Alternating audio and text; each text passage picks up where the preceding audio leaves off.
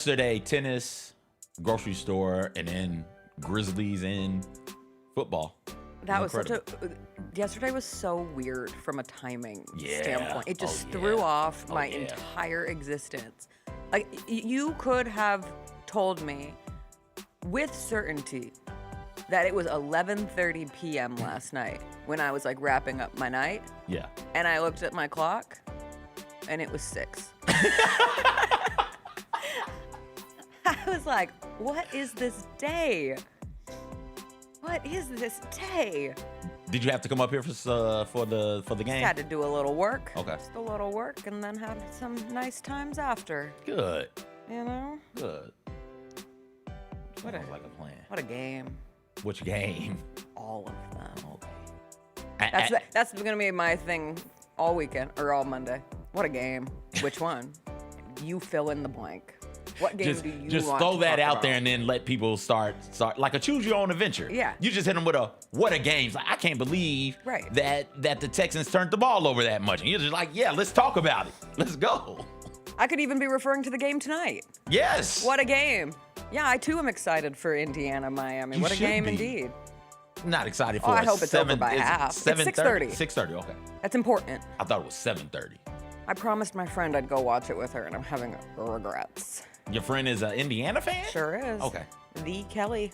Oh. The Kelly Roberts. I didn't know y'all were a Big Ten but a Big Ten group. Chris is the odd man out. Iowa, Indiana, USC, and silly Syracuse. Odd man out for now. But who knows? Clemson goes to the SEC, Florida State goes to the Big Ten. They'll be sniffing around Syracuse like, hey, Cuse, come on through. Mr. Orange. Come be a part of this thing. Mr. Otto. Where's Syracuse at? Syracuse, New York. Okay, where at? Sorry. Where New is York. it? Upstate New York. Upstate, okay. Yeah, they'd love to get further they into have that Rutgers, New York. They'd like- love to get further in. Which one is better, Rutgers or Syracuse? I think Come on now. Syracuse. Yes. Honestly, I think so. What's up, everybody? It is Monday, January 19th. It is going to be a good day. Jessica Benson with you from the Grind City Media Studios in Memphis, Tennessee. CJ Hurt behind the glass. Coming up on today's show, Morant returned to the Memphis Grizzlies, and the Memphis Grizzlies got a big win in London yesterday to wrap up their Euro trip. We will discuss all the happenings from the Grizzlies. We will discuss a very busy weekend in the NFL. Divisional round is done. Conference championship weekend is ahead. We'll also take a look into tonight's college football national championship game. Gary Parrish will join us as he does every Monday to talk about it all. It is a Monday. You know what we say. I don't say anything today. Go listen to some of Dr. King's words. I won't say them to you. Go listen to him say it to you. We'll start the show after this. Are you ready to transform your pool into a stunning oasis? At Mainland Pool Service, they're a family-owned business committed to keeping your pool looking pristine all year round. They believe that pool care should be proactive, not reactive, which is why their skilled team handles everything from routine cleaning to complex issues with precision. They prioritize clear communication and personalized solutions to exceed your expectations. Join the Mainland Pool Service family today and experience the difference their expertise and dedication can bring to your relaxation retreat. Contact them now at mainlandpoolservice.com. Kroger shoppers and Grizz fans. Want exclusive last-minute discounted ticket deals texted straight to you? Sign up with the new Kroger Buzzer Beater deal. Fans can sign up by texting Grizz to 636-479 or visit your local Kroger store in the Delta Division and scan the QR code. By signing up, you agree to receive recurring automated promotional and personalized marketing text messages from the Memphis Grizzlies. Consent is not a condition of any purchase. Message frequency varies. Message and data rates may apply. Thanks for showing up, Memphis. Nothing beats catching your Grizzlies IRL, and nobody knows that better than you. So next time you want to hit up a game, Ticketmaster's got your back with tickets to every upcoming matchup. Whether you're catching the Grizzlies at home or on the road, you'll find tickets at Ticketmaster, the official ticket marketplace of the Memphis Grizzlies and the NBA. Keep putting that jersey collection to use and get Grizzlies tickets today. There's no better brag than saying you saw it live. See you courtside again soon, Memphis. Grizz Nation gets set for tip-off 1 hour before every Grizzlies home game with the warm-up show. Get the latest news, notes, and analysis live from courtside at FedEx Forum. Who's going to be the tougher team that rebounds and prevents second-chance opportunities? Join me, Lang Whitaker, along with Michael Wallace, Jessica Benson, and other personalities from Grind City Media, Memphis, and around the NBA. 1 hour before every home game, live at Grind City Media on X, YouTube, and the official Grind City Media mobile app. Own the 2025-26 Grizzlies season with the 10-game Flex Pack, the ultimate way to catch all the action on your terms. Choose your favorite matchups from intense rivalries to weekend thrillers and customize your pack to fit your schedule. With 10 games to pick, you'll never miss the moments that matter most. Visit Grizzlies.com/packs today to build your perfect ticket pack and cheer on the Grizzlies your way. It's your team, your season, and your schedule. So don't miss out. Grizz Nation, Friday night just got a whole lot better.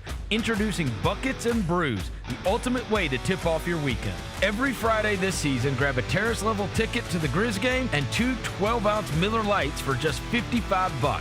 Get great seats, cold brews, and Grizzlies basketball. It's everything you need to start your weekend off right. So get the deal that's too cold to hold. Go to Grizzlies.com/Friday to lock in your tickets today.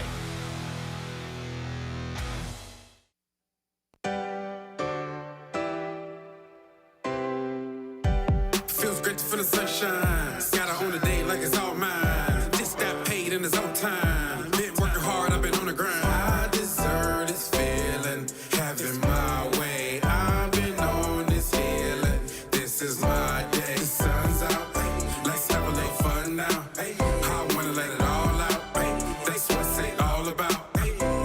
Cause I deserve this feeling, having my way. I deserve this healing. This is my day. Grind City Media presents The Jessica Benson Show with CJ Hurt. Live from the Grind City Media Studios on YouTube at Grind City Media and the official Grind City Media app. What's up, everybody? Happy Monday to you. Happy MLK Day. Gotta be honest, it feels so strange here in Memphis, driving into work this morning and not having it be a game day on MLK Day. In my time in Memphis, I've never not had a game on this day. I know, CJ, wasn't there one year where it was played on a different day? Yeah, so either the first or second year of Robert Parrish ownership of the team, it got moved. They moved it to prime time on a Sunday. They put it on like NBA League Pass, NBA TV. I can't remember what it is.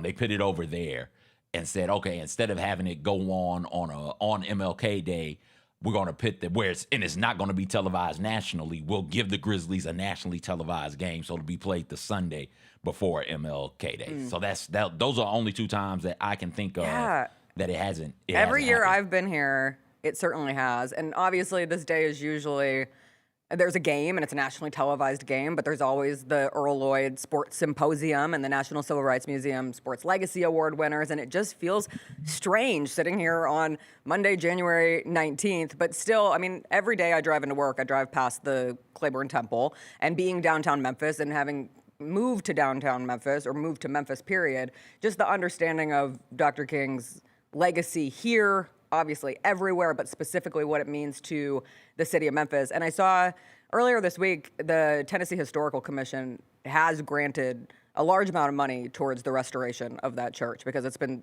so heartbreaking to see every day, the Claiborne Temple, because it has been, ever since it was set on fire in April, which they did, the investigation ultimately found it was arson. They never found out who did it, but it hasn't been redone. They were already in the middle of a refurbishment project, and so this is additional money on that. But obviously, very important American landmark, very important place in the civil rights movement. For people who don't know, why is it important? Because of the sanitation strike in Memphis that brought Dr. King to Memphis. Ultimately, he gave his final speech in Memphis at the Mason Temple, which is about 5 minutes away, before he was ultimately assassinated at the Lorraine Motel, which is now the National Civil Rights Museum here in Memphis. And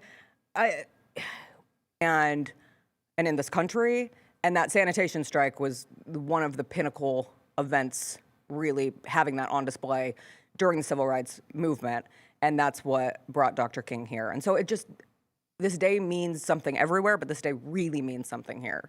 Yeah, and the temple is where the sanitation workers met to organize the strike. The I Am Man posters were made there. And they would march from that temple through downtown. They'd come up through Bill Street and then hit that right on Main and go to City Hall on their march. And that temple, that church, Claiborne Temple. I know, I always call it a church. It's a temple. It's a church. It's called Claiborne Temple, and it's a church, right? Isn't it? Yeah. Okay. But either way it goes, marching from there, that was the starting point. And we think about Dr. King so often in terms of the civil rights movement and black people. You know, that's what we equate with Dr. King when we think about Dr. King. But that sanitation strike wasn't just about black people. That was a workers' strike.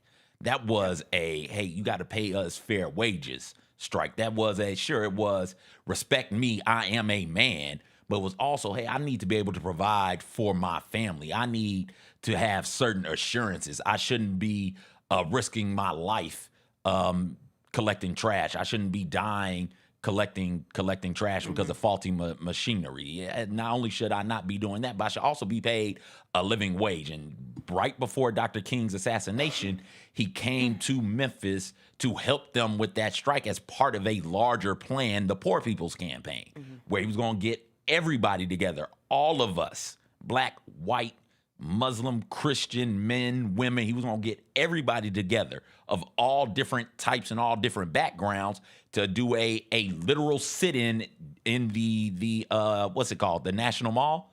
The National Mall. He was going to get everybody to come together, and we were going to do a literal sit-in to protest unfair wages and wage stagnation. That's what it was. That's what he was gearing up to fight for. He was still fighting for black rights, but Dr. King realized before a lot of us, hey, racism is just a tool. It's just a tool to keep us fighting one another.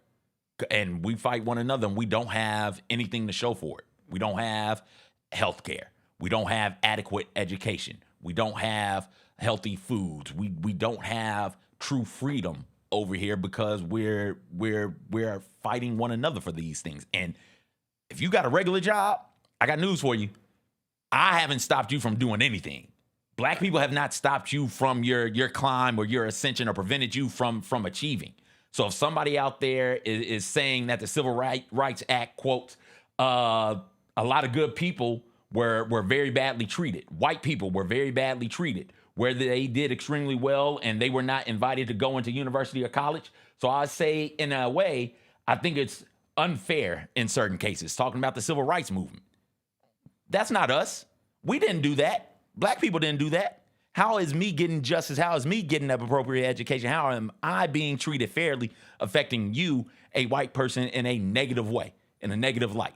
How does that stop you from achieving your goal and being able to take care of your family? It's not me you got problems with. It's not me. And Dr. King realized that. And Dr. King realized it, again, before a lot of other people realized it. And unfortunately, he wasn't here to see that part of his life, that part of the plan, that part of the journey fulfilled. But right now, we live in a world where we are getting more and more divided. That's just the fact. Yeah. It's here. We are pointing the finger at one another in a way that is very, very unproductive and unnecessary. It is. And it's that finger pointing is what is keeping everybody from achieving. Because it's not me. I don't got your money. If I had your money, I wouldn't be at work today. It's a holiday. I'd be off if I had your money. Trust me. I don't got it. Black people around this nation don't got it. And on the flip side of that, most white people don't got it. 90% of America don't got the money. Mm-hmm. In Dr. King's era, he was protesting wage inequalities and the wealth gap, the widening wealth gap. And that gap is wider now than it's ever been in the history of America. That's what it is. So you guys want to quote Dr. King today? That's great and good. Want to come together and sing Kumbaya? That's well and dandy. That was a part of it as well. But Dr. King's message, if you study it and you delve deep into it, it wasn't just coming together for come together's sake. It wasn't just coming together so that nobody feels bad and nobody feels ostracized. It was, hey, let's come together so that everybody can achieve, because we've got the ability for all of us to achieve and all of us to have adequate education, adequate health care, food, housing, things that are major issues then are still major issues today. And we just sort of, kind of ignore it until today comes along. And then we throw a couple of King quotes on Twitter and feel good about ourselves. Like, come on, man. Let's be better than that. Let's start today. Let's start being better than that. The congregation said, amen. Amen. If you are looking for something new that maybe you haven't read and isn't going to be one of the most quoted on Instagram and Twitter and whatever social media, I believe it's the Three Evils speech from 1967, but specifically that goes into materialism, militarism, and racism as the three evils of society. Read that this morning, and it was a good way to start the day. You can find these. Everywhere. In color. Like they're in black and white, makes it feel old timey, but you can watch the mountaintop speech in color. Like you can sit down and watch that, 17.5-minute speech. And it is incredible. It is worth the watch. You All can of go these over are to the worth the National watch. Civil Rights Museum, and they have it on display where you can stand or sit in the museum.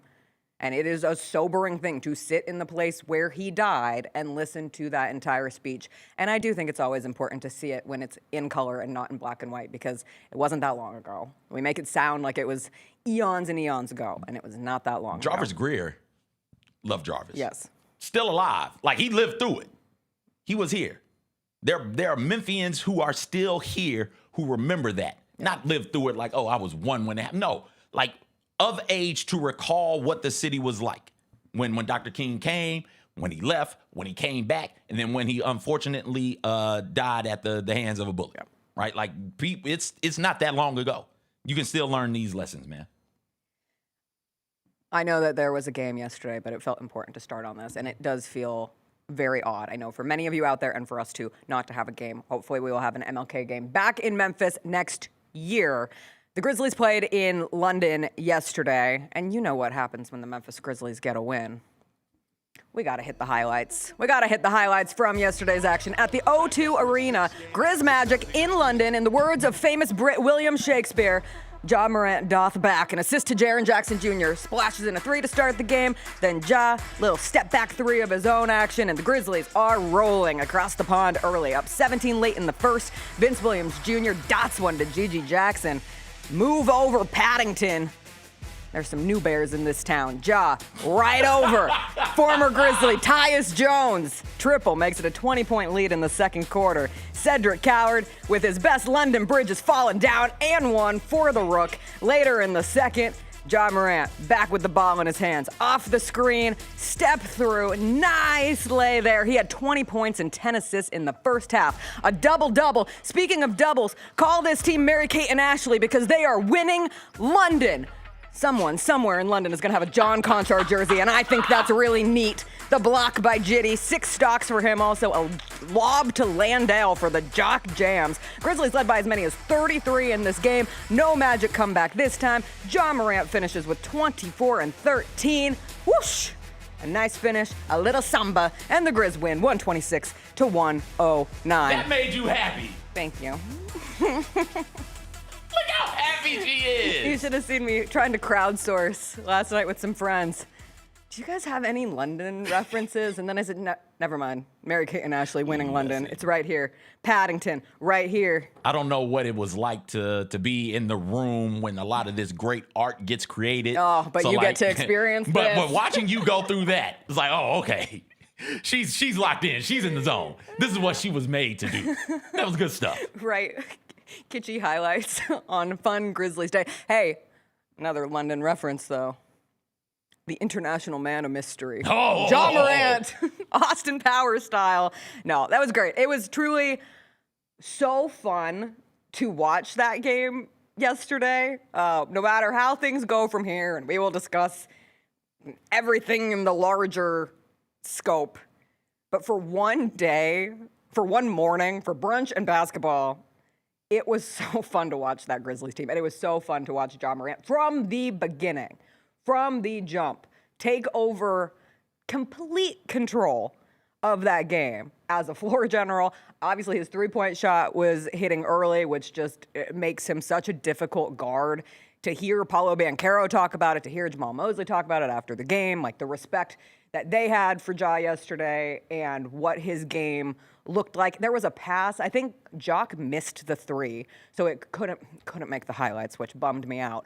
But it was just from like left top of the key, Jock's in the corner, no look, fling pass.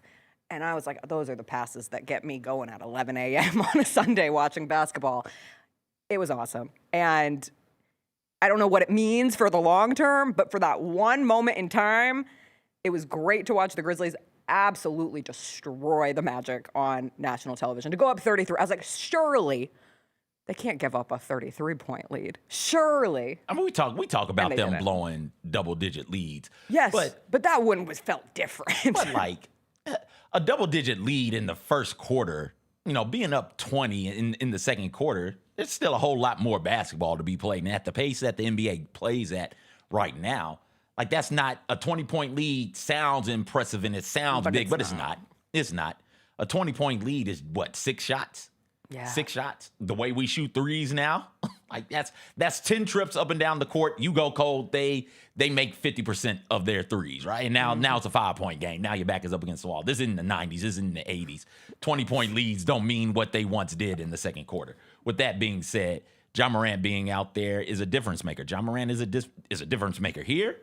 And if something happens and he has to go someplace else, he'll be a difference maker there. Ja Morant is a pendulum swinger, man.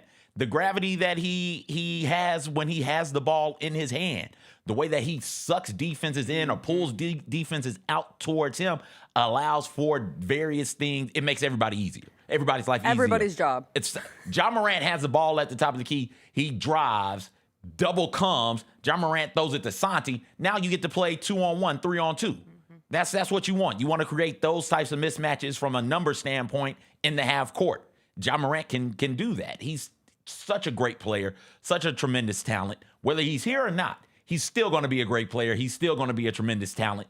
And it was good to see him, at least for a day, go out there and put that all on display and have that all put together. Yeah. He said he needed it in his walk-off interview after the game. Then he was asked to expand on what that meant. You needed it. And he talked about all the fans and the support and just the experience in its entirety. And then later in the press conference, he was asked directly what he wants. I think it was Mark Stein who asked it. But what do you want? And he said, quote, anybody in here who knows me knows that I'm a very loyal guy. I got a logo on my back, so that should tell you exactly where I want to be. The logo on his back is a Grizzlies logo. That is the most straightforward, like in a press conference like setting. He has said it on social media in the past, but given everything that transpired this week, right? Like when I say international man of mystery, I mean it because we have gone up, down, all the way around, loop-de-loop, side to side on what to think of the situation, how to feel, what we assume is going to happen, what we assume is not going to happen over the last 14 days or so. And you have the press conference on Wednesday before the Thursday game, and the press conference was bad. And then he's ruled out for the game, and that felt bad. And then the game comes, and he's on the sidelines cheering on his team, super active, super engaged, and that felt good. And then he gets listed as probable for the London game, and I was like, I'll believe it when I see it. I'll believe it when I see it. It would not surprise me. I would assume, and you know what they say when you assume, you make a ASS out of you and me. But I would assume that there was some sort of a conversation had between Adam Silver and Ja.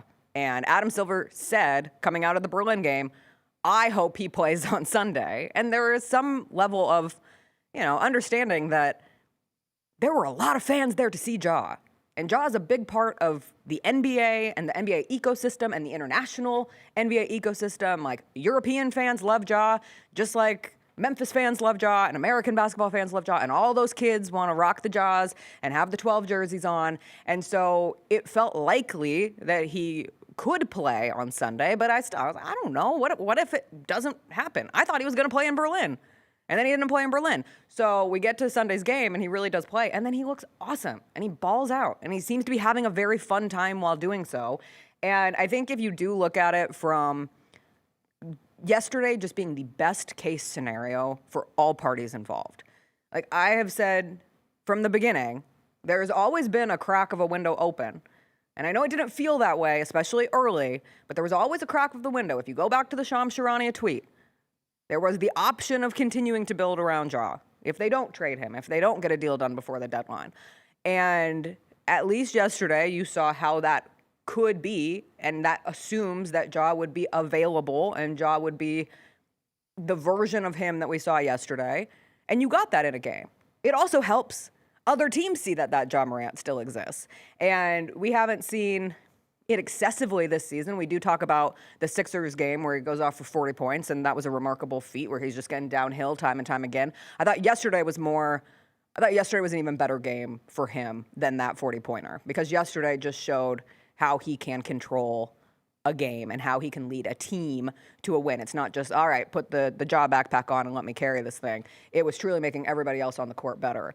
And so if you look at it from the lens of you couldn't have asked for a better game, I think that should leave you in a happy place. Now you throw all the emotions. People were coming up to me all night last night. I don't know how to feel about this. I'm so happy, and this is what I want, and this is my favorite player, but I don't see this all the time, and now I'm feeling wistful about it. So complicated emotions are certainly allowed. Did it change how you felt about the situation at all? No, it hadn't changed how I felt since they went out to the Lakers all those years ago. What was that? 3 years ago? 3 years, 4 years ago? When did they get knocked out in that series, get handled by them? Whenever that was, the highs are way too high and the lows are way too low. If Ja Morant had went out there and missed a couple of shots and had a couple more turnovers, we would be talking about, oh, he's sulking and he's pouty and he doesn't look happy. And at this point, I am not an emotional regulator. And I don't know this dude. Right. So, I'm out of the emotions. I'm off of that. Can he go out there and play? Mm-hmm. That's all that matters. Mm-hmm. He went out there yesterday. He played. And when he plays at a high level. Even when he's not having a typical Ja game, he's still at a very, very high level. He's still doing the things that superstars and having an impact on the game the way superstars have impacts on games. I don't think you can bank on Ja Morant making, 5 threes? Was he 5 for 6? I think he was 3 or 4. 3 or 4? Okay. It felt like 5 It felt like it. I don't think you can bank on him shooting the 3 ball at that 3 or 4 at that type of a clip, but he can make threes, right? He is good enough to do that. Not 75% of them, but he is capable of making threes. So making the outside shot, being a tremendous facilitator. Ja's a walking mismatch, and nobody in the league can stay in front of him. And if you set him a screen and allow him to get downhill, and he's going to be able to play 2-on-1 or 3-on-2, he routinely makes the good decision. He's a tremendous basketball player. All this other stuff, the stuff that people are interested in, just doesn't tickle my fancy at all.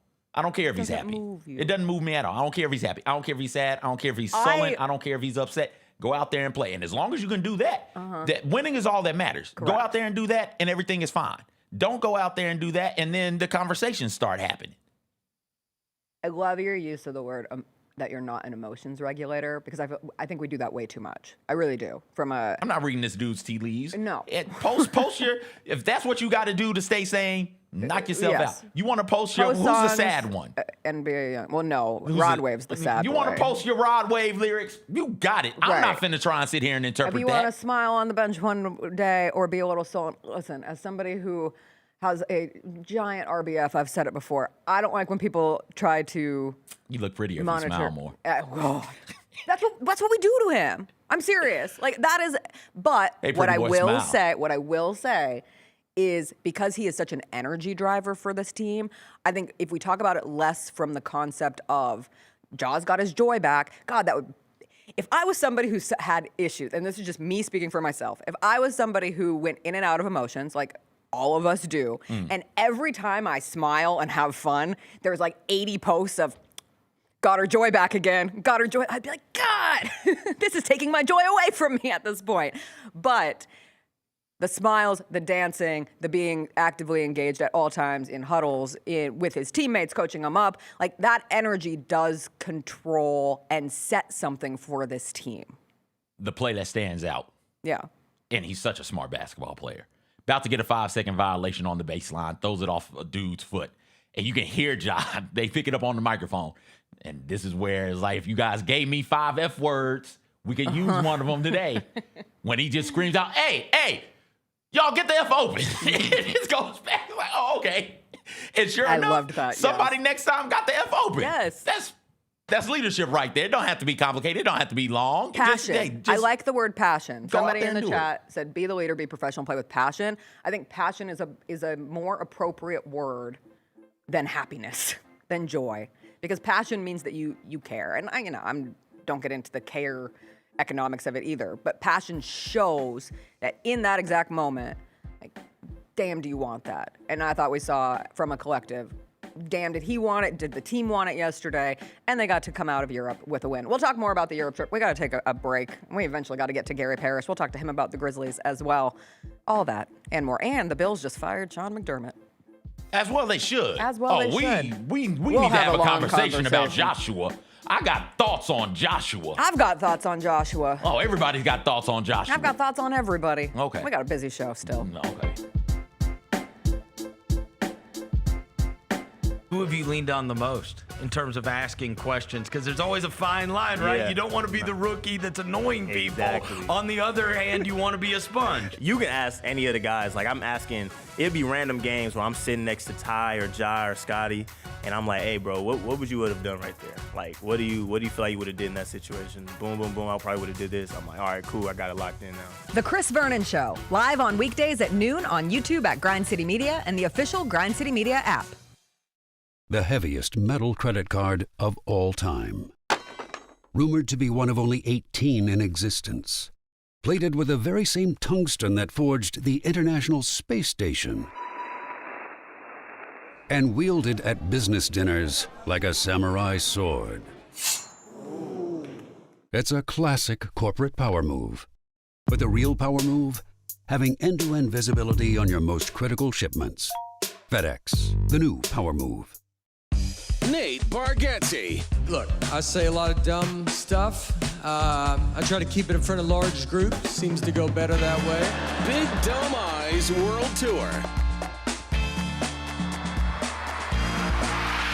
When you say something dumb one-on-one, it's a lot for that person. I'll say it, then I can just feel that they feel the weight of my life on their shoulders. Tickets and info at NateBargatze.com. Don't miss the Big Dumb Eyes World Tour. Nate Bargatze. Thanks for showing up, Memphis. Nothing compares to catching your Grizzlies IRL. And that all starts with buying tickets at Ticketmaster, the official ticket marketplace of the Memphis Grizzlies and the NBA. Ticketmaster gets you to the game so you can catch every highlight. Put that jersey collection to use for the next game and get Grizzlies tickets at Ticketmaster. Whether they're here at FedEx Forum or on the road, Ticketmaster's got your back when it comes to scoring tickets. And there's no better brag than saying you saw it live.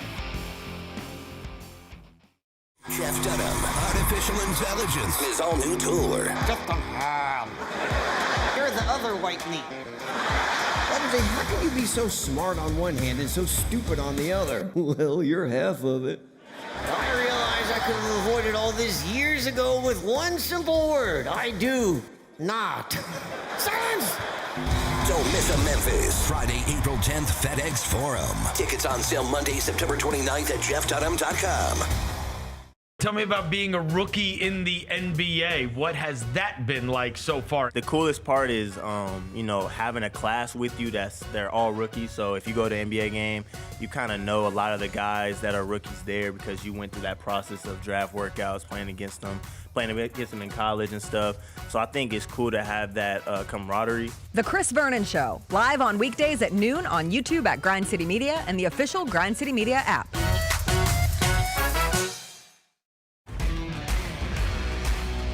The only thing better than Saturday Night Hoops is when it comes with an exclusive Grizz hoodie. Every Saturday this season, $60 gets you a Grizzlies ticket and a limited edition Grizzlies hoodie. 4 different hoodie designs dropping across 4 Saturday games. Not sold anywhere else. Don't miss your shot to collect all 4 designs. Grab your tickets and gear up now at grizzlies.com/Saturday.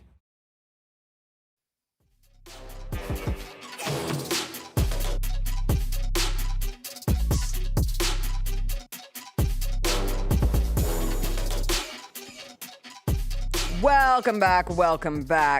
I did have a stat that I meant to bring up when you were talking about the threes for Ja, CJ, because Chris Harrington was kind enough to do. Chris Harrington always does the legwork of the statistics, and I always appreciate. But in his latest piece up on Ja and the Grizzlies, he pointed out from like a small sample size, but also if you can connect it to other stretches of Ja's games that he has played over the last 2 years. Since returning from a calf strain in mid-December, so when he came back from the original calf strain, he's played 7 games, and his averages are 28, 4, and 11 on 49% shooting and 43% from 3. Last season, after the Grizzlies moved on from Taylor Jenkins and promoted Isolo up, he played 7 games to close the regular season, and he averaged 31, 5, 7, shooting 48% from the floor and 38% from 3.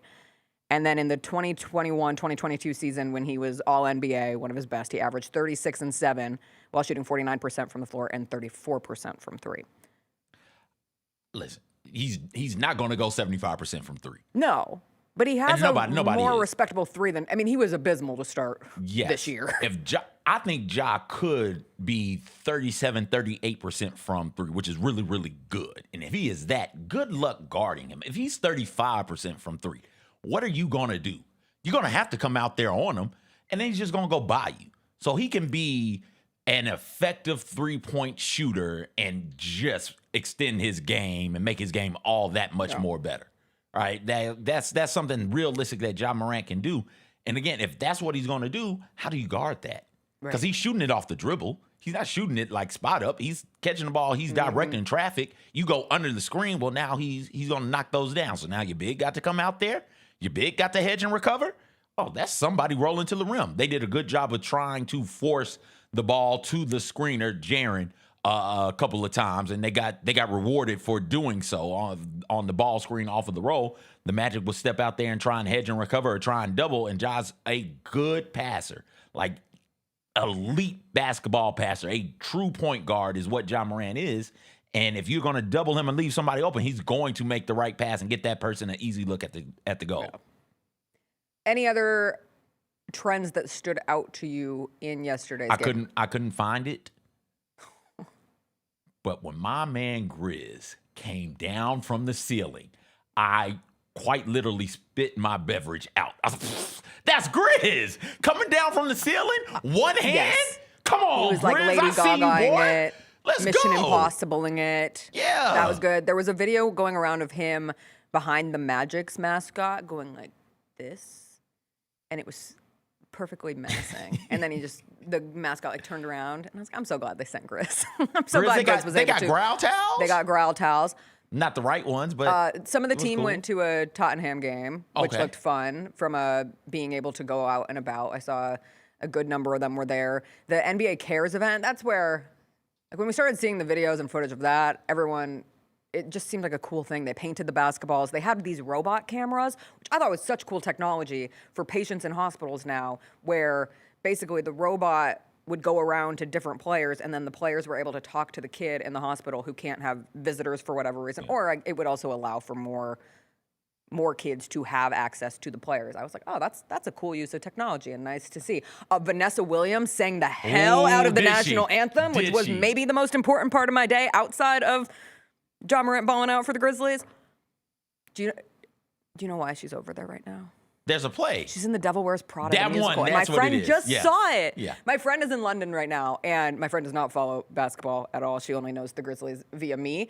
And she sent me a picture of Grizzlies banners, and she goes, why are there all these Memphis Grizzlies banners hung up around London? And I said, oh, the team's playing. She goes, you're going to be in London? And I said, no, but the team is on Sunday. I said, do you want to go to the game? She said, no. She said, I'm going to see The Devil Wears Prada. I said, okay, good for you. Flo performed at halftime. I love Flo. Yeah. I love Flo. Me too. I realized my wife goes, hey, what is the British national anthem anyways? I was like, God Save the Queen. I'm pretty sure it's God Save the Queen. And then he got to singing it and gets to the God Save part. She's right. And she goes, you're right. And then he says King. I was like, oh, no, it has to change depending on the monarch. So now it's God Save the King. Did you hear the Leave Greenland Alone scream? No. During the American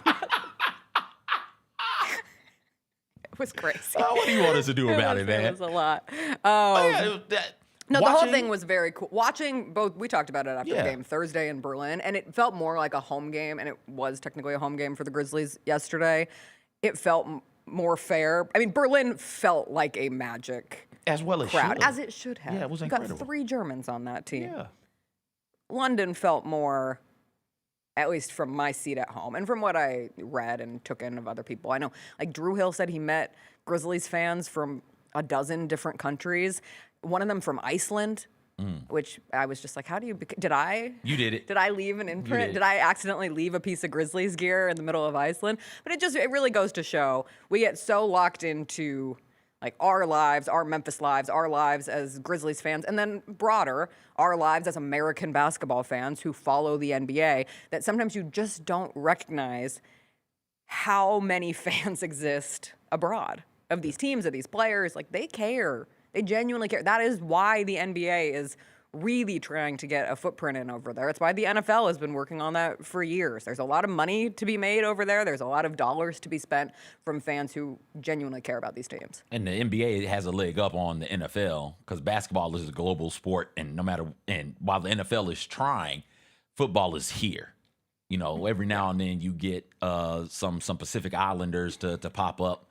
Every now and then you'll get somebody from of African, like parents were African descent popping up, but for the most part, it is an American game. Basketball is all over the place. Mm-hmm. Like I think the NBA. I was thinking about this after the Germany game because they were going crazy for the Wagners. Mm-hmm. It's like, yo, who else could the NBA do that for? You could send the Obviously Spurs. Wemby. You could send Spurs to somewhere in France and let them go. You can get to Serbia with Jokic. Yeah. And let's see what goes on. You can send where's Luka from? He's not Serbian. He's Slovenia. Slovenia. You can send him over there. There are players who generate that sort of buzz in their international home market, and you could capitalize on that if you're the NBA. And it's great to have that thought now. But can you imagine if the NBA had sent the Spurs to France with Tony Parker, sent them to where's Manu from? Argentina. When we were over incredible. there, Scola going to Argentina, right? It would have been incredible. they still talk about Manu. Yeah. Like, it's like basketball stopped Yep. being played after he was gone. And Yeah, no, at this like point, you can really everything was capitalize going on. on everything. Miss Rail just walking in on the show. What's going on, baby? You just made your show debut. You're good. You got it. Good. You You're got a it. But no, star. you can do what you need to do from an NBA standpoint because you have all of these international players and they are beloved in their international markets. So man, Giannis it was in Greece. Giannis in Greece would be incredible. You get Yeah, but Giannis they in have a Athens. store in the airport. Can you put him? The Antetokounmpo store. Where's and the other one? You're good. The other one. Where can we put the game in Athens? Like, is there a Coliseum there? Can we just refurbish the Coliseum? What are you going to do? Put it in the Pantheon? Put it in the Jessica. Who says no? A basketball game in the Pantheon? Is it the Pantheon or the Parthenon? I always get them confused. Parthenon. Parthenon. It's something. It's Partha something. Parthenon. There we go. That's what it is. Parthenon. Let's roll with it. Yeah. So yeah, it was really, really fun to see. All in all, it was great to see these dudes over there. It was a cool experience. Okay, Gary Parrish is going to join us on the other side. We will chat with him about the Grizzlies, and still ahead, we'll talk all things NFL playoffs. Send from a Marc very busy Gasol weekend. back to Spain. That would have been so much fun. They did, or did they do that for Powell when the Grizzlies played a preseason game in Spain? I know you want a real game. Yes, me too. Yeah. All right, we'll be right back. The world needs B2K.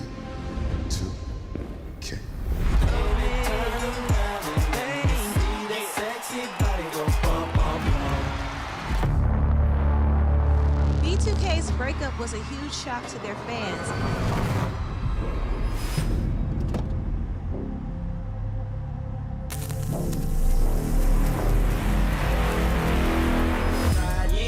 Boys for Life Tour.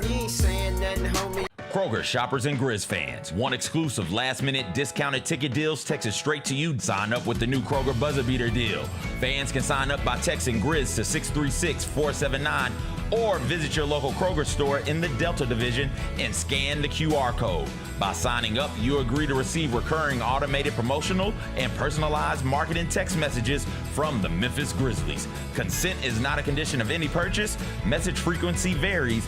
Message and data rates may apply.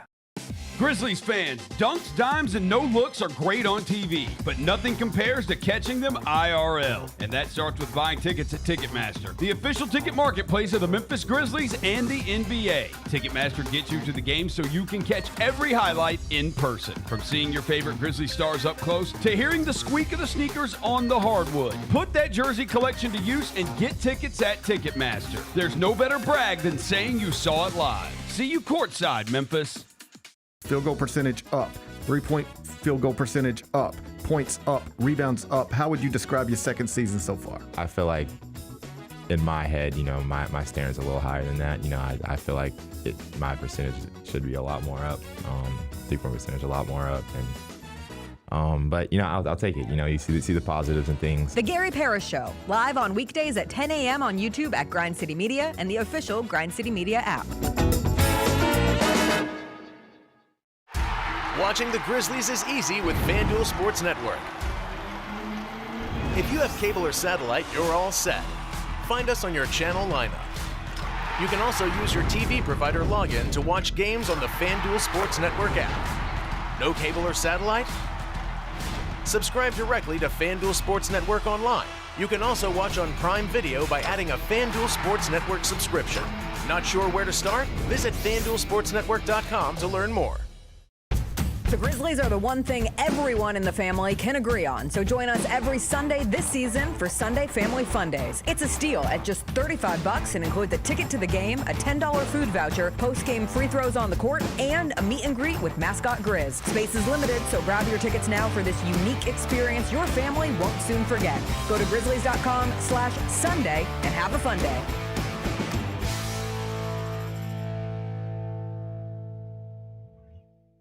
How are you able to release and have an instrumental song become a huge deal? And I forget who the disc jockey was, but he put the wrong side on. He put the Green Onions by mistake and played the B side instead of the A side. No! And that's when the change happened. These people started to call the station and say, play that song again. The Chris Vernon Show, live on weekdays at noon on YouTube at Grind City Media and the official Grind City Media app.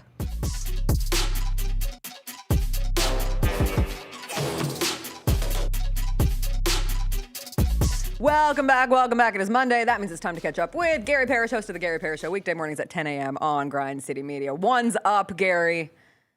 I'm going to be a therapist on this Monday. And I need one, so buckle up. What you got for me?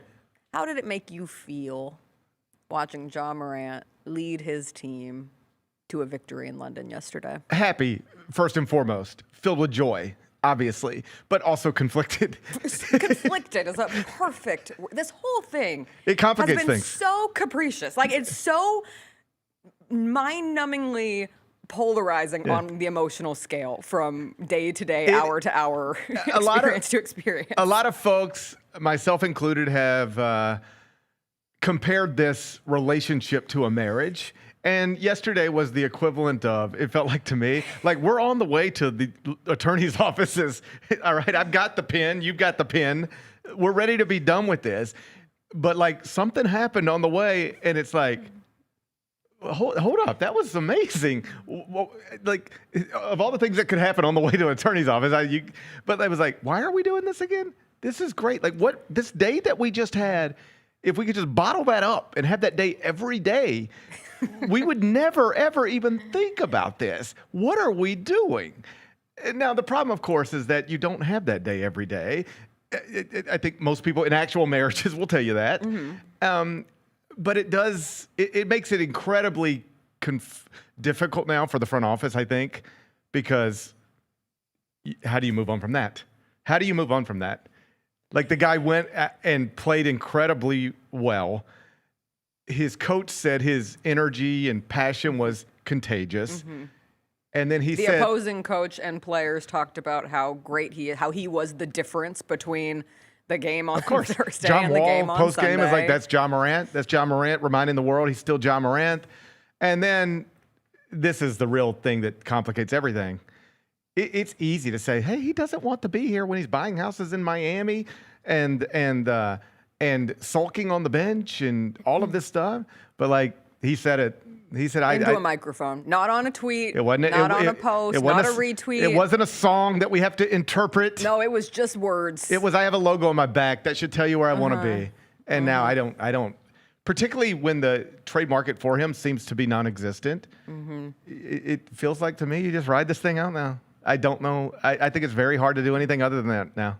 I think it's very, like. What a weird 2 weeks. Well, I mean, it's insane. But you have to remember it left the door open. The big mistake of Nico Harrison, the big mistake of Nico Harrison was trading Luka Doncic, just period. That is not like this. But one of the mistakes below that was not understanding what it would do to the fan base, what the reaction would be. Nico Harrison said that. I didn't properly understand what the reaction would be. Yep. And I think it's very important now for the Grizzlies front office to understand what the reaction would be. And I want to be clear. What the reaction would have been 2 days ago is wildly different than what it would be today because of what happened yesterday. It just is. I'm not saying that's right or wrong. I'm just saying it's true. We can't be this reactionary. Yeah, and after a good game, because tomorrow come up or the next game come up, he have a bad game, he starts sulking and he's sully, and then it's like sulling, excuse me. Fine, get him out of here now. Like we can't. He's in Monsters Inc. Yeah, he's in Monsters Inc. He's Sully. Incredible. We at a certain point, you kind of gotta ignore the emotions, don't you? Everything you just said is right. And by the way, like everything you said in the opening segment, that was really great. I enjoyed listening to that. Hopefully that was an educational moment and sentiment for everybody. I agree with everything you just said. But watch the reaction and see what happens, yeah. Right, the reaction is there. And I'll go back to it's real. Whether it's valid is a totally different conversation. Because you're right. You're right. You are the woman's best friend in this story that says, hey, that grabs. I'm an overachiever. Here's what I'm trying to say. You'll get this, I think. You are the person who grabs the woman on the way who's like, I don't know, but he was really great today. And it's like, hey, you've been miserable for a while. All right. You know what this is. Yesterday was great, good, but you know what you need to do. You're the friend pulling up the receipts. You are the friend saying, hey, 2 days ago, it felt like this. Right. I know it feels really good right now. And I'll even go back to you saying, and not every day in a marriage is the best day ever, but you just need more good days than bad. You need more good than bad, right? And here, for years, CJ's right, it's been more bad than good. That's undeniable. But it's also undeniable how yesterday made fans feel. That will be a real thing. Yes. CJ can repeat what he just said over and over again if this thing goes a certain way, and he will be right every time. But don't tell him he's right every time. But that reaction is going to be real, and it is something you have to acknowledge, and you have to anticipate, and you have to deal with, and it is a much easier thing to trade Ja Morant when he is. It's such a catch-22 though, because it's also a much easier thing to trade Ja Morant when Ja Morant plays like he did yesterday from a value standpoint. Because now you wonder, like Milwaukee picks up the phone and says, hey, I know you wanted this player and that pick, and we were saying no and no, but now we might say yes and yes. You don't know, right? And so then what do you do at that point? I'll keep this as simple as I can keep it. Trading him 2 days ago was much easier than trading him today based on what happened yesterday. I'm not saying that's right. I'm just saying it's true. It's a fact. Yes. Yeah.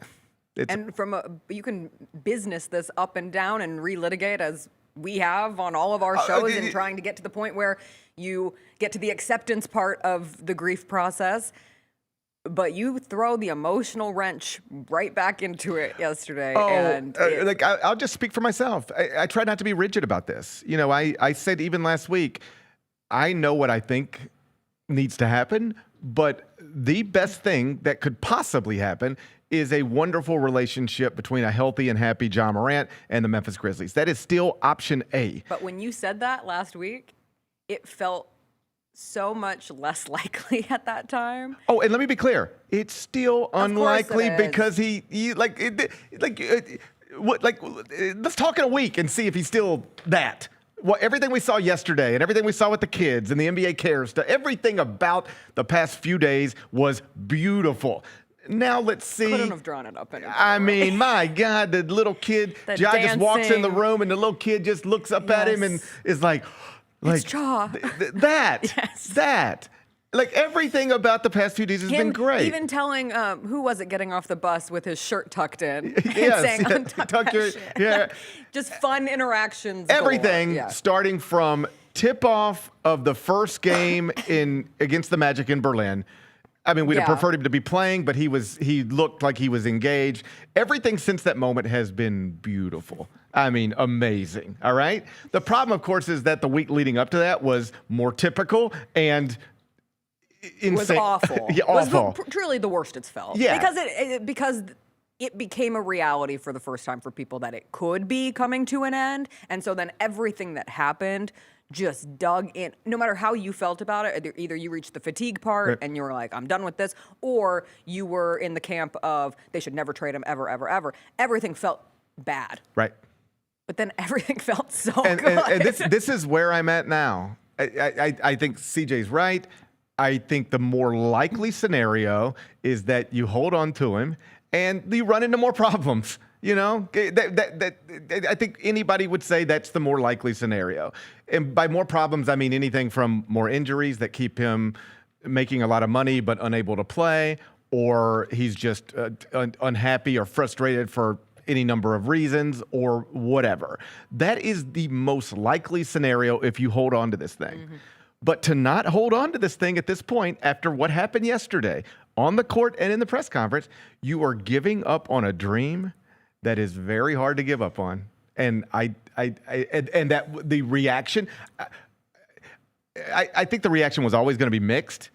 But if you try to do this now, the reaction won't really be that mixed. It's going to be a lot of. At least today. I mean, like if something were to happen today, it wouldn't be that mixed. It would feel crazy. It would feel crazy. And I think, I mean, listen, I know you're running $1 billion business and you've got to make decisions without a lot of noise. Yeah. But this is a time where I do think it's important to listen to the noise a little bit. You need to understand like what's going on right now. The pulse. Yesterday the pulse changed. has shifted. Like I don't know how else to say it other than to say yesterday did change the dynamics of this entire thing. Yeah. If they would have pulled the trigger, which is why it feels so. I mean, even coming out of the game and coming out of his press conference, I immediately am just like, what do we do? You ready for this? I am me.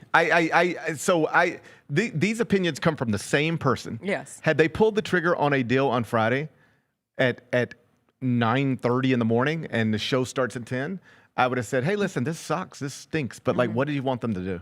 Like, it's clear that this thing ain't working. He barely plays. He doesn't seem to want to be here. He's the most recent press conference he had, he was terrible. Like, what do you want them to do? Like, I know John Morant was your favorite player. He was my favorite player too. He's my kid's favorite player. But what did you want them to do? That's what I would have said on Friday. And if they pulled the trigger on a trade right now, you know what I'd say? I mean, I get it, but woo boy, how did you give up on what you just saw? Because what you just saw, the most recent thing you just saw, is like all we've ever wanted, and you had it. Maybe just for a day, but that's what you gave up on. Breaking up now would be like breaking up after the best date you've ever had. Yeah. Should we send Adam Silver a fruit basket? Does he like an edible arrangement? What's his choice? A nice candle? Whatever he needs to, like, I mean, I still like now I switch gears into let's hope that today can be just as awesome as yesterday, and that tomorrow can be just as awesome as Sunday. Let's see Wednesday. Let's just see if we can. Home. Does it have to exist in London, or can it exist back here in Memphis? Like be serious with me for a second. If we're gonna keep comparing this to relationship, is that like possible? Is that like that's what you do, right? You you try to build off of a day. Hey, this was a great day. Can we have another great day? We had a great. Can we have a great week? We had one of my best family vacations before my parents got divorced. Yeesh. You know? You have those great last times. Yeah. Yeah. It was a great one. Well- and then it all falls apart sometimes. So can the vacation last to the reality and the real life and when you're back in your normal routines? Your and you're childhood not- trauma suggests probably not. I'm in my specific example, Yes. absolutely not. right. Outside of the job piece of it, which did become the biggest storyline Sure. of this Europe trip. But they also went to Europe. Yeah. And they got to play 2 games, one in Berlin and one in London. And I was reading Drew Hill's piece earlier, and he just talked about how many different countries he met Grizzlies fans Sure. from. And it struck me, again, as it struck me watching the scene in Berlin, this is so cool. Like, this is a really cool opportunity that the Grizzlies were able to be a part of. There's no question. I mean, like, Cedric Coward was a no-name whatever basketball player a year ago. Like, somebody you had never heard of a year ago. And so many of the players who end up in that league, you know, they didn't grow up traveling internationally, just like I didn't grow up traveling internationally. Yeah. And so I guess when you see the schedule, you're probably like, all right, and then we got to go there and play a game. We got to go there and play a game, whatever. But once you're immersed in it, I mean, you saw Ja talking about it post-game. He was like, if you get the opportunity to do this, you should do it. And then you saw Cedric Coward talking about it with Rudy Gay and John Wall. And he was just talking about a meal that he had in Berlin, and which, by the way, also exact same first meal I had in Germany. Oh, really? Yes. Diana, our exchange student, Right. lives in Berlin, and she was like, you know, pick us up at the airport, and it was like, we're gonna go get is it a doner, a doner, like, you know, the Yes. sliced meat, spiced up. But she was like, this is what I want you to have for your first meal in Germany, and so Cedric Coward and I shared that experience. Amazing. But like to bounce around and like be in Berlin, and you know, if you have any sort of curiosity about you at all, like you're gonna wonder, oh, so is that the wall? Right. Like that? Like you still see that Yes. stuff there, and then you go to Paris and or London rather, and like, you know, all of the history and just like this is an amazing experience that that most people don't get to do. And I really do think that seeing the world, traveling, this is my experience at least, it makes it all seem smaller than it otherwise would be. Like Ukraine, if you've never traveled, just might sound like a place on the other side of the world. But if you've ever been there or been to that part of the world, you realize it ain't much different than this. And yet, you know, they're going through it over there, and it makes it all hit home a little better. Yeah. I'm glad that the franchise got to do this, because it's not just the players, but like there's a lot of people, coworkers of ours, friends of Yes. ours, that got to experience all this. And some spouses. Yes. And I've really enjoyed watching the various posts. And I think it was Jemai Meshach's mom retweeted a picture of him and Omax Prosper doing some media availability in the NBA house. And she said, she was like, he was the 159th pick. Like, and he's in London. Like, even if you're not playing, just the opportunity to be there representing this team, who would have ever thought that this is where life and the dream and the game would take you? I was like, that's so cool. Well, like I hope, and I know they do sometimes, the players and people around them, but I hope they, for the most part, never lose track of that.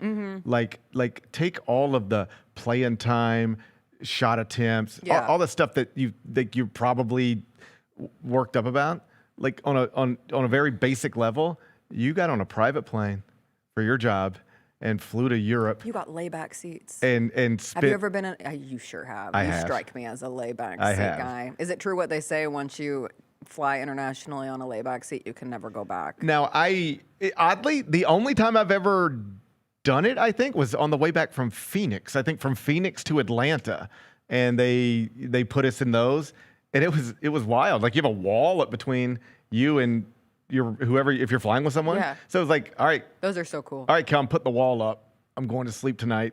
I'll see you when we wake up in Atlanta. I don't know that I've had them on international flights, but yeah, it was nice. I remember it being nice. Yeah, I bet. I like Better food. I like laying down. And then you can actually rest. I just like it. I personally hate sleeping sitting up. I prefer to sleep laying down. I'm yes. a weirdo. Like I do sleep on planes. I can sleep anywhere. I can sleep anywhere. I can sleep on a plane, no problem. It could be a problem for the person next to me because I'm a snorer. But I can sleep on a plane, no problem. But I'm the weirdo who Like I've got to get on a plane today. I enjoy. Like I'm looking forward to it. I love a little plane nap. I'm just looking. I finally got a great pillow. It is the one place where I feel like I can actually like relax. In a plane? Yeah. I actually feel the same way. Like unless there's turbulence and then my flight anxiety kicks in, which is so bizarre for me to have. I just love I enjoy the airport. Everything about it. Like the second I get done with my show today, I take a deep breath and go, all right. I get to go to the airport. I'm going to have a good day. And the rest of the day is going to be great. And people don't get it because for a lot of people, traveling is nothing but hell. Right. And let me be clear. Oftentimes traveling can be absolutely hell these days. I love airports. I love people watching. I love the process of going through not security itself, but just like I'm about to get on a plane. And then when I'm on the plane, I love to watch the sky. I get really lost in the sky sometimes. I love to read a book. I love to watch a movie. It's not like I'm just staring out the window like a sociopath the entire flight. But it will just strike me how incredible of an invention airplanes are. So I am in a cloud. I had a circle back moment with windows on planes. I always sit on the window, always. Okay. Unless it's unavailable to me. That surprises me. You strike me as an aisle guy. No, and it has nothing to do with the actual window. It's got something to do with I don't want you having to go to the restroom and asking me to get up. If I'm on the aisle and you've got to get up, you're asking me to get up. If you need something from up here, you're asking me to get up. I don't want to. The people pleaser in me doesn't like to have to ask the people next to me to get up. But here's what I know about me. I'm not getting up. The last thing I do before I get on an airplane is go to the restroom. And then I'm flying. I mean, I'm just back and forth to New York. It's 2:20. So I can't hold your bladder for that. What are we doing? I'm pretty good at it. Yeah. You know, I've reached the age where you can't get through the whole night, probably, but I can get through a whole flight to New York. So I know I'm not getting up. So I want to sit down in my seat and then I never want to move again. So I'm in the window every time. You can get up, you can do whatever you want to, but I don't want to happen to fall asleep and then hey, I gotta get. That's the worst. I don't want any of that. So I just sit on the window to avoid any problems. I got into a habit of just immediately close the window. And every once in a while, the flight attendant come over and be like, it's got to be open for takeoff, but sometimes they don't care. But I just close the window as quickly as I can because it's like, sun, and I don't want the sun, and I'm trying to watch something. And this nice woman, she sat down next to me on a flight maybe a year ago or whenever, and she was like, excuse me, and I said, yeah. She goes, would you open the window? I'd just like to look out the window. And I was like, of course. Like we were leaving LaGuardia. I mean, it's New York City. I mean, people literally pay money to just take flight tours around the city to see what is just here for us. And I've got the window shut. And she was like, I would just like to see, everything. And I was like, of course. And ever since then, I keep the window open.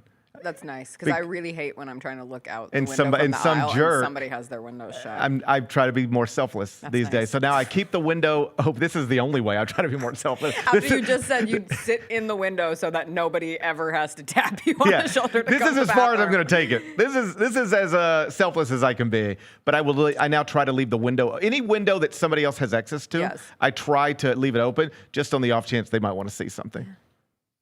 That's nice. And I feel like now by saying this publicly, I'm going to be held to it forever, which, That's good. I could change my mind Hold sometimes. yourself accountable. Yeah. As we've all learned. You are allowed to change You're your mind. allowed to change your mind. New details, new experiences can change how you feel. I don't know who needs to hear this today. Yeah.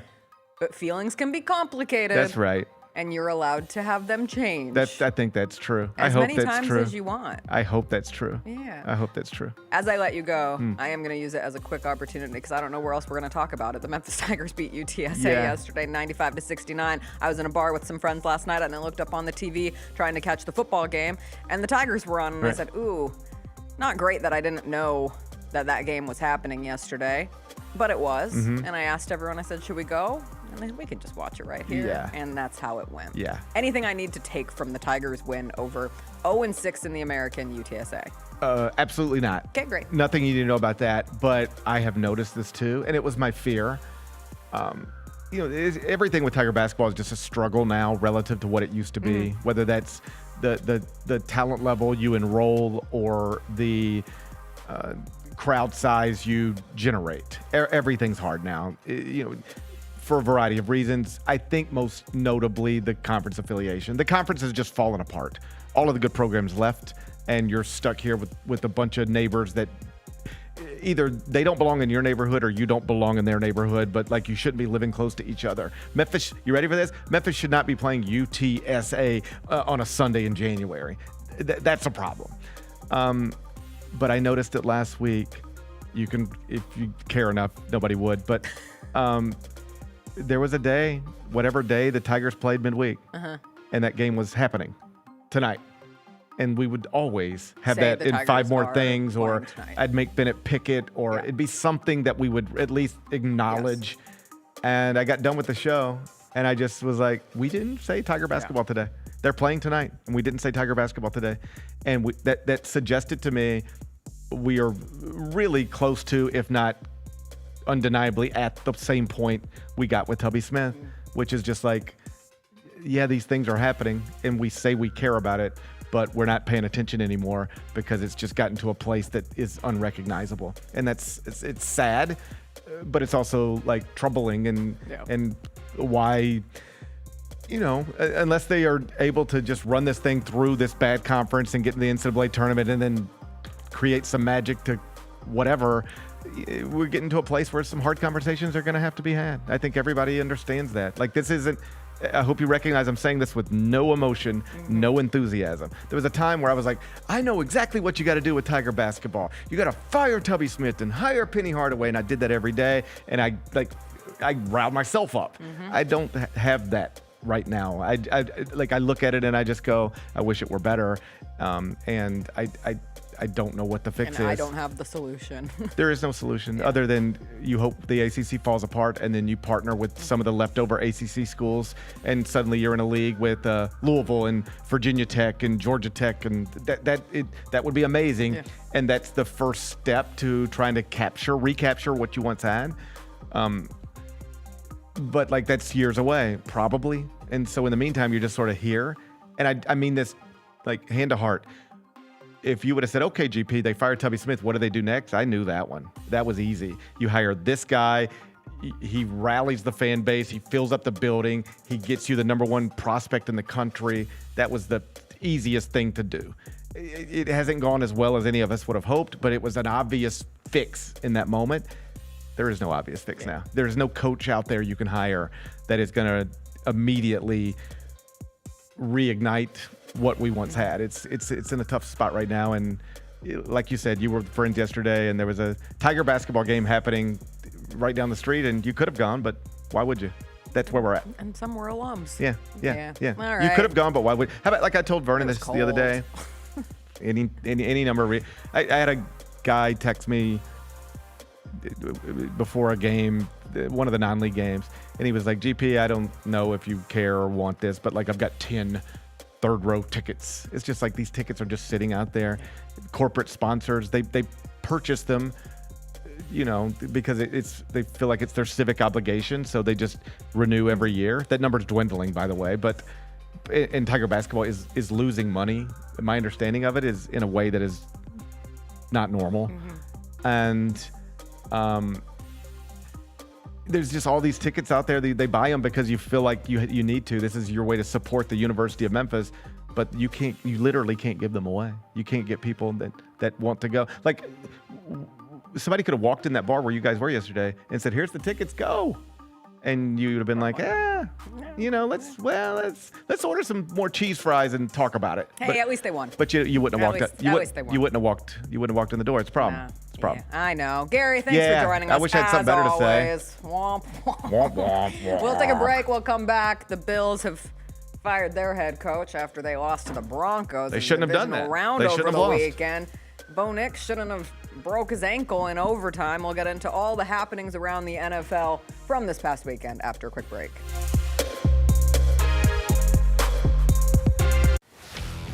Let's face it, there's a lot of trash talk in basketball, but the great teams let their performance do the talking. Like Ford F-150 with Pro Power on board, a class-exclusive industry-first feature that turns your truck into a mobile generator and leaves the competition speechless. Ford F-150, official truck of the Grizzlies. Greatness starts here at your Mid-South Ford dealer. Class is full-size pickups under 8,500 pounds, GBWR.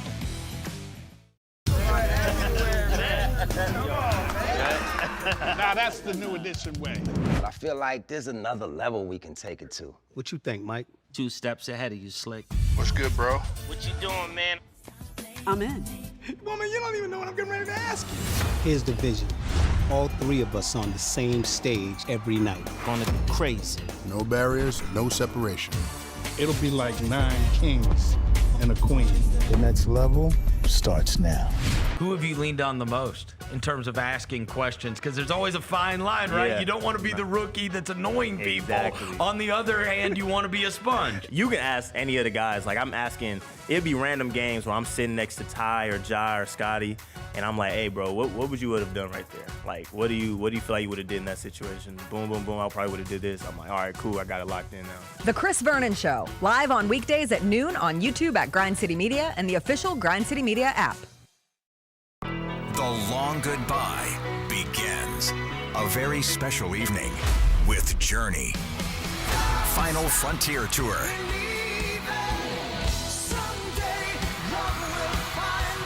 Journey. Tickets are on sale now at journeymusic.com. Your chance to say goodbye to the songs that changed our lives. Journey. Final Frontier Tour. Grizz Nation gets set for tip-off 1 hour before every Grizzlies home game with the warm-up show. Get the latest news, notes, and analysis live from courtside at FedEx Forum. Who's going to be the tougher team that rebounds and prevents second chance opportunities? Join me, Lang Whitaker, along with Michael Wallace, Jessica Benson, and other personalities from Grind City Media, Memphis, and around the NBA. 1 hour before every home game, live at Grind City Media on X, YouTube, and the official Grind City Media mobile app. Sonic Radio. Welcome back to Sonic RNDIO. That spells radio with me, the CIO. This just in, the new Sonic $1.99 menu lets you build a crave-worthy meal for just $1.99 an item, whether that's a creamy shake, crispy tots, or a quarter-pound double cheeseburger. This just out. Ostriches. They're mean, not very cute, and in my opinion, way too big for a bird. Don't miss the Sonic Fun 99 menu. 5 items, always $1.99. Live free, eat Sonic. Tax not included. See menu for details.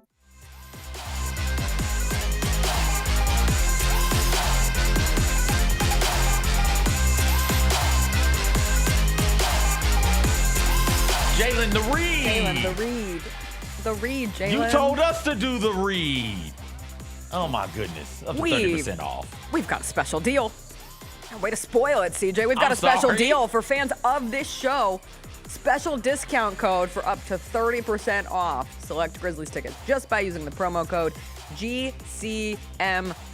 Head over to grizzgroups.com/GCM. Lock in your discounted tickets. Again, that's GCMFan at grizzgroups.com/GCM. I want, it's great, GCM fan. I we want love our ours. fans. Yes. I want them all. I want JB Jury to give you something. I want Midi Militia. I want the Rosa High. Other Jacob. Who else? Who else has a group, a following? The directors could be a The collective. directors, Jalen, a collective. Kyra, Jacob. The directors. I want more of that. Yeah. I want that. GCM fans, we love the GCM Can fans. you imagine if Rosers was Big White? Cold Big White. Cold Big White. Get you 30% off. What? That would be incredible. Big White be doing stuff. I thought my best line in my highlights was the idea that someone in London will probably own a John Conchar jersey. No, and that I was a really good one. think that's awesome. You perked up when you said that. know. That was a good one. I just like to think of just a random like music festival in London now. What a And I'm Conchar like, do. Is that a Grizzlies jersey? And then I'm like, is that a Conchar jersey? with the turn up towel on top of his head. Internationally I wish known. on the growl towels. We're back on this. I wish they would have given them whoop that trick towels. Me too. I wish that was a towel that they would have given them. Okay, in my perfect world, Ooh. where money is not an object, I wish that they would have had double-sided towels. Okay. And only for the Berlin game. And they would have been in German on one side and in English on the other. I think it would have been cool. And with the whoop that trick towels. Only in Berlin. Why not in London? Because they don't speak German. Oh, okay. I mean, I'm sure they do. They're all right. Cultured people over there in London. But it wasn't I've a gone through Grizzlies this whole home show game. and I haven't done one British accent. That's on growth. It wasn't a Grizzlies home game in Berlin though. So that's why they didn't. So True. I don't think they got growl towels in Berlin, did they? I don't think they did. Okay, yeah. But the growl towels were cool. Yeah, good stuff. All right. Where do we start with these NFL playoffs from over the weekend? I'll tell you where I want to start. Nobody values the football anymore, apparently. No. Apparently, you can just throw 3 picks, fumble it 8,000 times. This time of the year, the most valuable, precious, most important thing on this planet is the football. You've got Josh Allen just doing dumb things with the football. You've got C.J. Stroud doing ridiculous things Even with Caleb the football. Williams. Caleb Williams is doing But he gets a pass odd because stuff with the football. God, that throw was incredible. What a throw. We've had this conversation 2 weeks in a row with Caleb Williams, where you're looking at a throw that he made and saying, was that one of the greatest? We don't see Caleb. Was that one of the greatest throws we've ever seen? And you could make a case for it. Look at him. He just sprints straight backwards like, nope, big men are coming to get No me. eyes. Back from the 40 off his back leg. Come on, man. It was so awesome. Come on, man. Imagine how you feel if you're Cole Kmet being the guy who made that catch. The overhead angle of it is so... I mean, when you look at the overhead angle of it, you're like, yeah, you know what? Maybe it is one of the greatest throws that I've ever seen. Maybe it is one of the best throws that we've ever seen in the sport of football. Like, how is that real? But then they lost. Why? Didn't protect the football. Yeah, Didn't protect the football. On some of these interceptions, sometimes as a team sport, it doesn't fall always on the quarterback. That interception, the last one in overtime, might not have been all on Caleb Williams. There was open space there. Moore seemed to be trotting out of his break like he wasn't expecting to get the football thrown that way. But, yeah, you can't. You throw that interception there, you've got it. You're driving. You have that football. You get in the field goal range. This game over. You're going to the conference championship game in Caleb Williams' second year. Yeah. But no, interception. It had to be, though. You want to know why? Why? Because this is the year of Sean's and Mike's. What? Sean's and Mike's. What? You have to be named Sean or Mike to be coaching in a conference championship game in the NFL. We only have Sean's and Mike's. Get out of in here. the NFC, it is Sean McVay and Mike McDaniel. McDonald. Yeah. McDaniel is... Yeah, but not currently a coach, but someone's new offensive coordinator someday. And in the AFC, we have Sean Payton. And Mike Vrabel. How about him? Mike's and Sean's. How about him? So hot right now. How about him? And Ben would have messed that up, so it just couldn't be. I think the best game of the weekend, the most thrilling game of the weekend was Broncos-Bills, which was how this whole thing started. We only got one real stinker, the Seahawks demolishing the Niners. Since you brought it up, okay, I sent the tweet. They did all of that hooting, hollering, and jumping and rapping and grabbing signs to tear them up, to go out there and lose by 5 touchdowns. Did you see the way the 49ers entered the field? Yes. They entered the field like, oh, this is the baddest team on the planet. They're coming out here to do some things. They made me believe. Listen, I didn't, but in that moment, it's like, oh, they're ready. They're good to go. They got the big old boom box. They doing the little, I don't know when we started doing this thing. Where's the camera? We started doing this thing right here. I don't know when we started doing that, but they're doing that type stuff. Look at them. They hard. They got the, look at them go. Look at it. Hard as hell on the entrance. Got that ass beat. And then tell me what happened on the first play of the game. Very first play. The very first play of the game. Straight to the heezy. I'm glad they had this moment. I'm glad they had this fun moment. Look at them going, dapping each other up.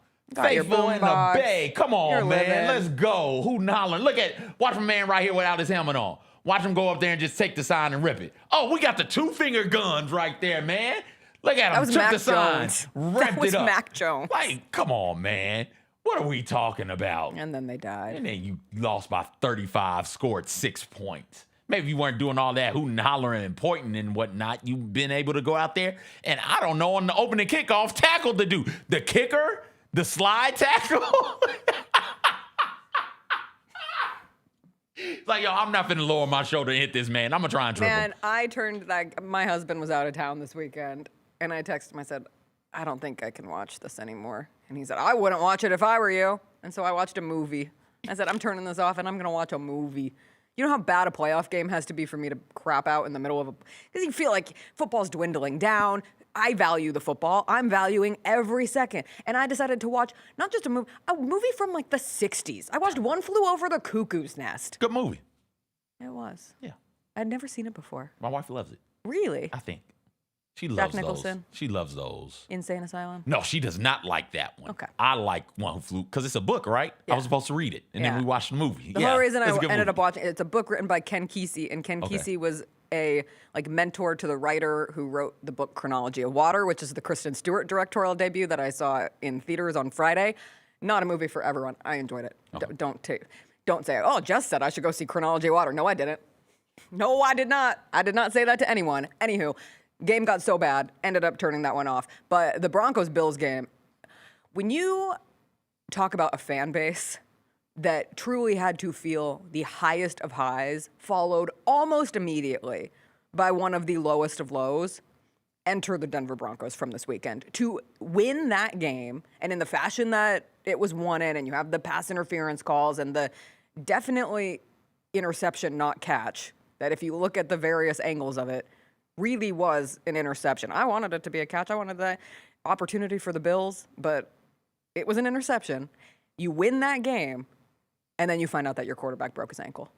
That notification came in like a ton of bricks.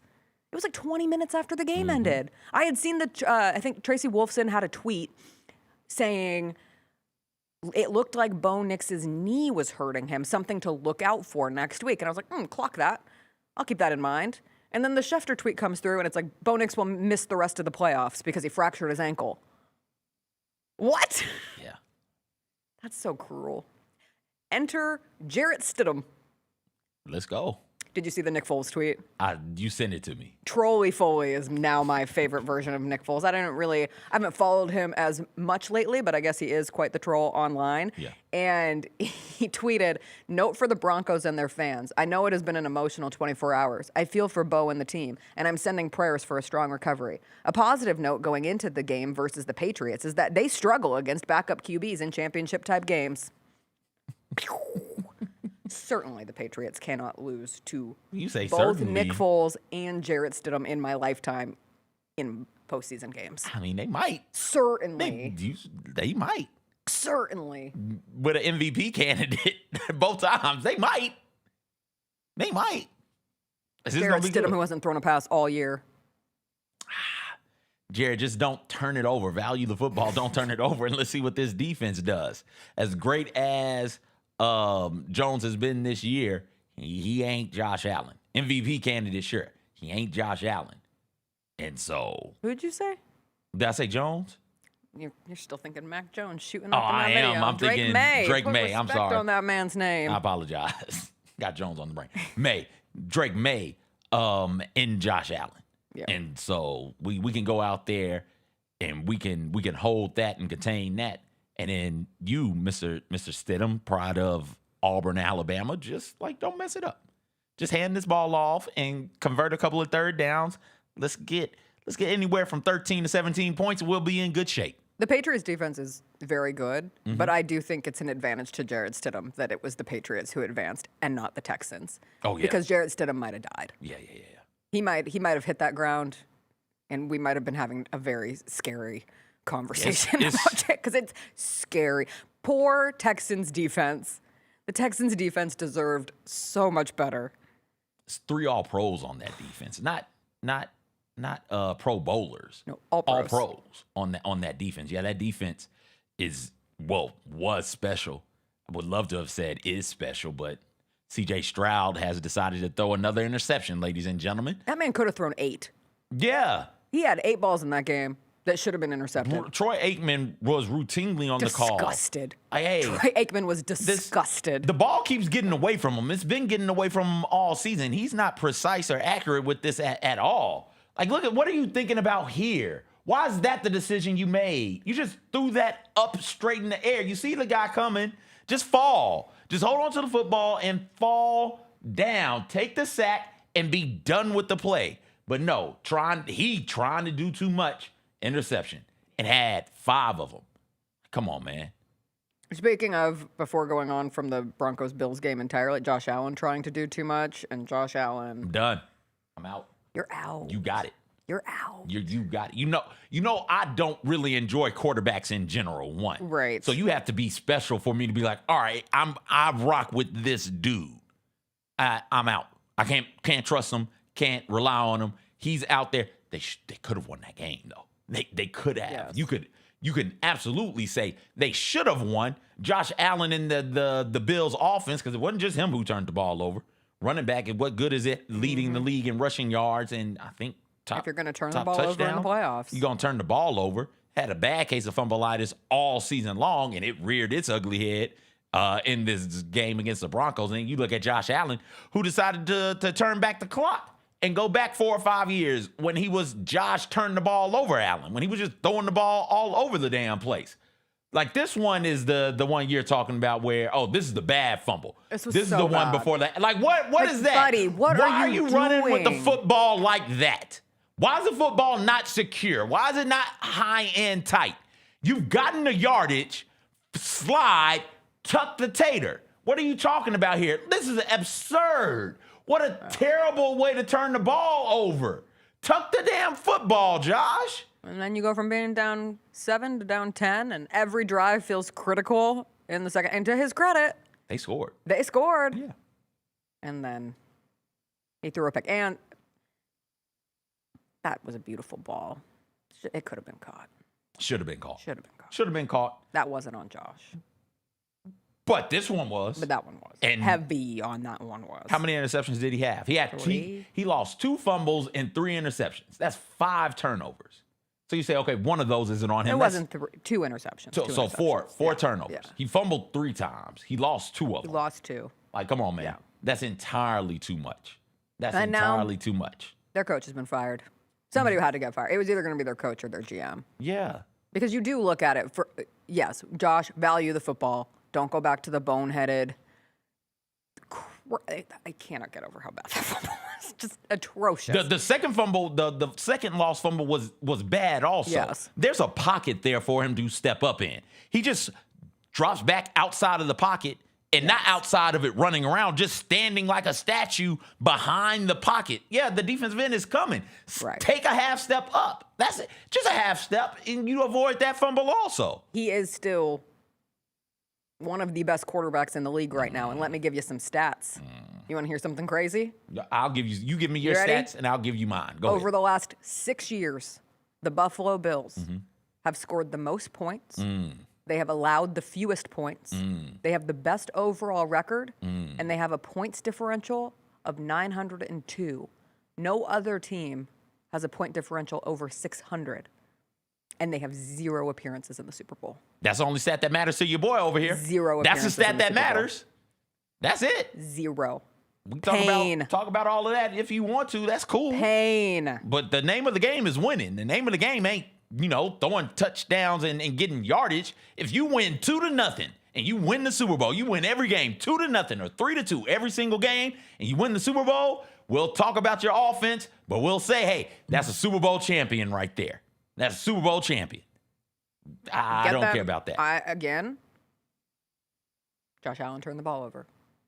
But from a season-long excuse of how the Bills are in a situation where they aren't able to take advantage of a year, where there is no Patrick Mahomes, where there is no Joe Burrow, where there is no Lamar Jackson. No Jalen Hurts.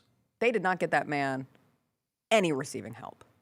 That's fine. They saw what they had, and they thought that that group of receivers was going to magically form into a group of all-pros. And they weren't. That group of receivers was out there pitting, and they did put up 30 points on that Denver Broncos defense. Right, and that's saying something. Yeah, what it says is Josh Allen take care of the damn football. This isn't on You're them. This asking is on Josh him. Allen to do everything. I'm asking him to take care of And the I football. agree. That's all I'm asking him to do. Take care of the agree. damn football. That's it. This game, if the game was lost because of a bunch of drops, or if the game was lost because of poor offensive line play, if the game was lost because the defense just let the game get away, I wouldn't like it, but sure, knock yourselves out, bring that up. This game wasn't lost because of those things. This game was lost because that quarterback turned the ball over 4 effing times, way too many times. That's why this game was lost. Take care of the damn football. Doesn't it feel like a weird assortment of teams now that we have left? Oh, yeah, very, very odd. It feels weird. Yeah. Like, no disrespect. And it's going to inherently sound disrespectful, but it just sounds like you were either going to get Seahawks, Rams, or you were either going to get Broncos, Patriots. in 2026. We make this It thing. just feels We make odd. this thing about the quarterback position so much that we forget about the rest of the team. And you look up, and it's going to be weird if it's not Lamar, if it's not Josh, if it's not Patrick, if it's not Joe, if it's not Jalen. Right? It's going to. It's feel going to be weird if it's Jarrett Stidham. But that's because that defense is really, really good. Or Sam Darnold. Who's Sam Darnold's backup? I saw someone make a joke. What if it's Seahawks Broncos and Sam Darnold's oblique gets worse and it's Stidham versus Seahawks Listen, backup? I think it would show, hey, if you've got the Drew Lock. if you've got the requisite depth, you can get there. You don't have to bank on or overreach on and overhope and outright lie to us about how good your quarterback is. But you do need enough because the Texans are a perfect example of, like, Bo Nix helped the Broncos win that game. And C.J. Stroud critically kept the Texans from being able to win their game. Yeah. Bo Nix made mistakes too. He didn't have a perfect game, but he did enough. Just take care of the football. Just do it enough. Just take care of the damn football. That's it. C.J. Stroud, that his playoff performance in the Steelers game, they got lucky and won. And in that game this weekend against the Patriots was so incredibly bad. It was awful watching C.J. Stroud out there on the football field. It hurt to watch him play. And it's, come on, man, be more accurate on the throws, even on his misses. He is off. And then take care of the ball, man. Stop turning it over. That defense got it. At a certain point, after the pick six, I'm like, we can't have Stroud throwing the football no more. We're gonna run the ball and hope to get a short field with this defense, and then we'll play it from there. We can't keep having Stroud drop back to throw the ball. But you look up and you look at the conference championship games. These are really good built teams. All of them to a team. Built really, really well. Matthew Stafford, you can throw him in that elite quarterback category. I can understand that. And he's the only one where you look around and say, hey, not this season, because May is elite this season, but for the career, who would you say is, of this group is elite? You say, oh, Matthew Stafford. Easy. That Rams team has so much talent at the wide receiving group. You've got Seahawks defense and special teams that's outstanding as well. This is going to be a fun game to watch. Yeah. Before we go. What? Prediction for tonight? Indiana by 3 scores. 3 scores. So 17, 18, 19 points. I think it's over at half. Okay. I hope it's a good game. It's no matter what happens, it's a good game. I enjoy watching this Indiana team. Because it's Indiana. And we've never seen this. I don't want to come out and, not give Miami a chance. You see the video of Carson Beck someone asked him if it's been hard balancing classes, and I ain't been to class in 2 years. I haven't been to class in 2 years. I graduated 2 years ago. I said, ooh, that's what people hate about college football right now. Hey man, has it been hard balancing classes as you make your way to a college football national championship game? Brother, I have not been in a class in 2 years. I was like, you're old. You're old. It made me laugh. All right. Is Michael Irvin going to be there? Duh. All right. Is Michael Irvin going to get on all fours? Yes. Okay. Is Michael Irvin going to take his shirt off again? Probably. All right. He's got to do it at the beginning, though. Yeah. I wonder who's doing the anthem tonight. I don't know. That Vanessa Williams anthem made me excited about the anthem again. I'm just saying. All right. We'll be back tomorrow to talk about it all. Everybody have a great rest of your Monday. We'll see you later. Bye.